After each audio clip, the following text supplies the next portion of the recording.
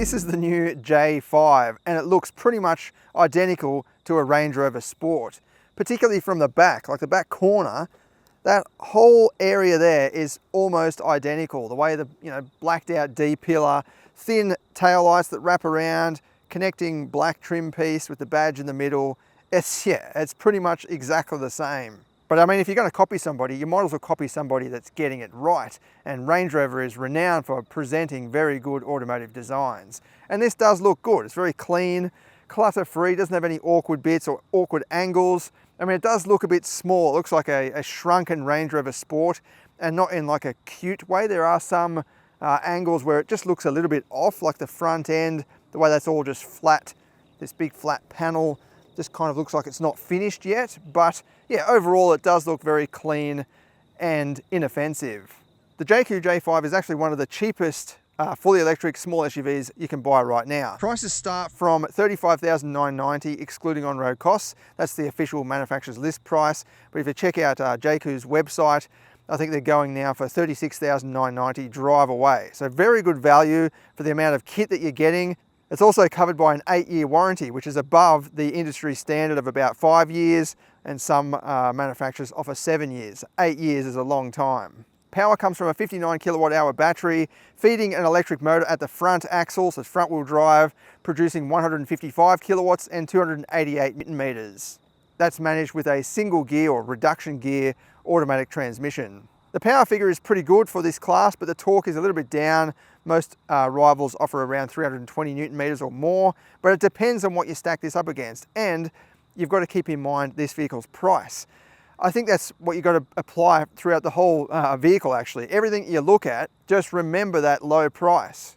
This example comes with 18-inch alloy wheels, and it's good to see they're wrapped in some decent tires. They're Continental Eco Contact 7, 235 55s. That's nice and wide. Some, like the GAC M8, that big people mover van, 270 kilowatts, and it's got 225s on it. So this with 235s is just showing that, yeah, it's pretty serious about driving dynamics. It does feature a multi-link rear suspension setup as well, so no torsion beam here, although that's pretty common for an electric vehicle because they are usually a bit heavier than a petrol counterpart. The curb weight is 1,710 kilograms, so pretty light for an electric vehicle. In terms of charging, you've got a CCS2 and a Type 2 plug there, so you can plug that into a AC plug or DC power. Then it maxes out at 130 kilowatts, which is not that high. Even in this class, you can get EVs that offer 150 kilowatts or even more than that. 130 kilowatts is not that high, but 59 kilowatt hour battery is pretty small. It doesn't take that long to charge at 130 kilowatts. And then inside, this is not a cheap and nasty package. It actually presents quite nice. I mean, you do have synthetic leather for the seats, but it's quite soft, and you've got perforations there for breathability. And even across the dash, you've got this soft touch, or you can push your fingernail in there all the way across. It is a little bit basic, but very clean. And again, you've got to come back to that price. So $36,000. I wouldn't expect anything more. If this was 100 grand, yeah, okay, you might question the synthetic leather, but overall, I think this presents very well. You've got this carbon fiber style of trim across the dash there, and more of that fake leather that just joins up all the way across, and a tablet style touchscreen. They have tried to make it feel like an integrated system, sort of cascading down. But yeah, there's not much in terms of design prowess happening here. I do like the way it's got the apps in a grid layout, very conventional, very easy to navigate. And you push the car button down here and you get all your settings. You've got to go through here and turn all your lane keep assist off if you want to. And then you've got your battery capabilities and all of that. There was another setting in here. It's got the brake pitch adjustments, so brake pitch control. But so basically when you're coming to a stop sign or whatever, you'll notice the nose will drop down a little bit. That will try to mitigate that. So you just have this nice, comfortable rolling stop without any of that pitch happening. But I mean, I don't mind that, especially sporty driving out in the mountains. You want a bit of weight over the front when you do apply the brakes heavily, but it does say in non-emergency conditions. So it mustn't work when you are in an emergency condition. But yeah, you can turn that on or off. And you've also got tire pressure monitoring, and the brake sensation linked to the drive mode, or you can just hit sport and comfort. So you've got two different types of brake feel. And yeah, plenty of other settings you can play around with. Your drive mode toggles down here. There's no physical buttons apart from those three So everything is within that screen. And then for the driver, you've got a neat little display there for the vital information. I quite like that. It's got everything there. I don't need anything more. And it is a screen separate. So some electric vehicles, like some Volvo models and Teslas, they've got the speed information up here in the corner of the main touchscreen and nothing for the driver, although some have a head-up display. That's just got its own screen. And as I said, it's got everything there. You don't need any more information than that, but you've got your own screen there. And up at the back, even that way that door line curves around, it's almost exactly the same as a Range Rover. Being a small SUV, you know, this is not a massive vehicle, but it is quite practical. You've got a flat floor as well. I don't know what it is with Chinese vehicles, but they have a single climate vent, so you've got to fight over who gets the air conditioning, but it is better than having none at all. But why not just divide that up and have two different vents there? Then you've got a old school USB-A port down below. Pockets in the backs of both seats, good practicality. And in this example, it's got the full panoramic sunroof with a sun or power sunshade over the top. I've got a decent amount of room. My head's nowhere near the ceiling, especially with that sunroof. It just gives you a bit more clearance, about an inch more kind of thing. But yeah, this is definitely more spacious than a lot of rivals in this specific class. And my knees are nowhere near the seat in front in my seating position. It's got a bit of a design flourish on the door. You've got this kind of fake wood trimming that is just hard plastic, but it's better than the standard elephant skin stuff. Kind of like what you've got down here. It's pretty hard, but it's going to be hard wearing at least. And up at the back, you've got a power tailgate, which is pretty good. Again, for this price range, you've got a decent sized boot. It's about 480 litres, which is not bad for this category of vehicle. Got a multi-level floor, so you can just pull that out, put it up here if you want to. That way you get more space underneath. You could actually fit a space saver spare wheel under there, but instead this has got the tyre repair kit. You do have a few tie down points as well on the corners and a 12-volt socket. All right, let's take this for a drive and see how it goes. I'm not expecting too much in terms of driving dynamics. As I said, it's good to see it's got some decent tyres on there. This is just a practical run around, and again, keep in mind that price. Full charge range is 402 kilometers, which is not at the top of the class, but again, this is a small SUV. It's meant to be just a practical run around in the city. 400 kilometers is not that bad. And you've got that small battery, so it's pretty quick to top up in comparison to other EVs that have a bigger battery, for example.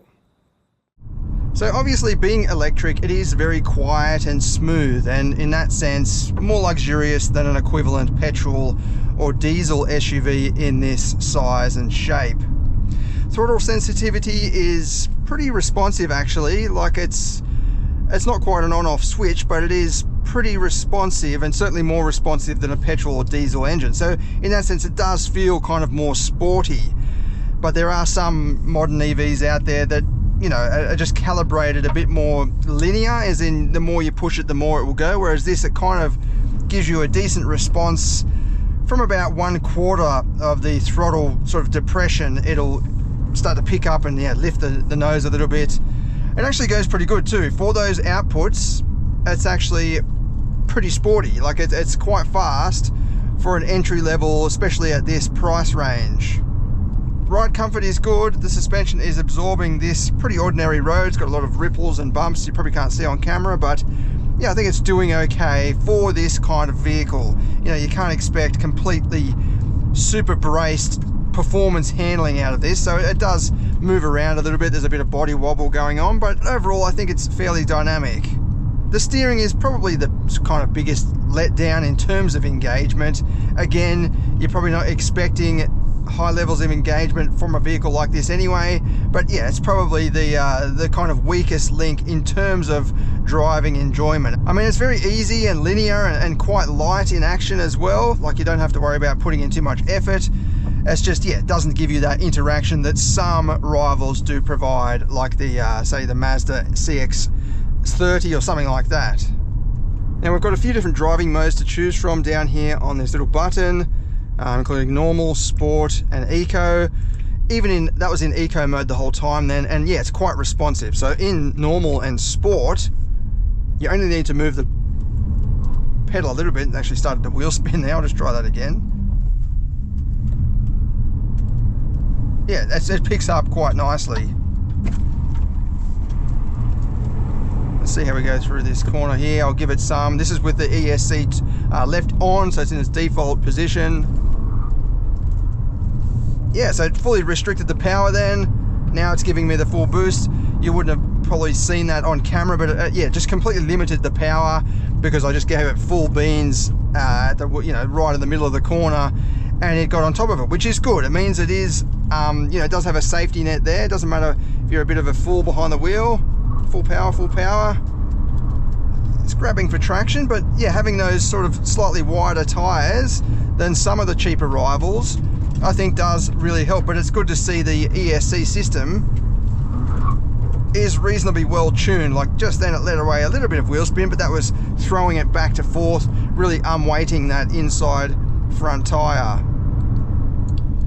Overall, look, I think for the money, the interior presentation and the amount of equipment you're getting, like I'm not a huge fan of big screen takeovers, but for this amount of money, typical buyer in this class is not going to see, high-tech features like that. So having that there is a bit of a wow factor. The simplicity of the dash layout and everything, I think goes well with this price range. If this was an expensive vehicle, I think it's a bit sort of lazy, but the quality and everything and the way that it presents, just very clean and clutter free, I think it goes well with this type of vehicle in this price range. It is very easy to drive and to see out of, excellent visibility. So yeah, definitely suits this market segment, practical run around, not intimidating at all. All right, let's head off now and do the performance test and see how it goes. Just keep in mind the footage you're about to see is in the wet, it's in the rain, but I'm going to do separate V-Box testing in the dry to make sure I get the best out of it. So I'll show the difference in terms of the V-Box results in wet conditions and in dry conditions.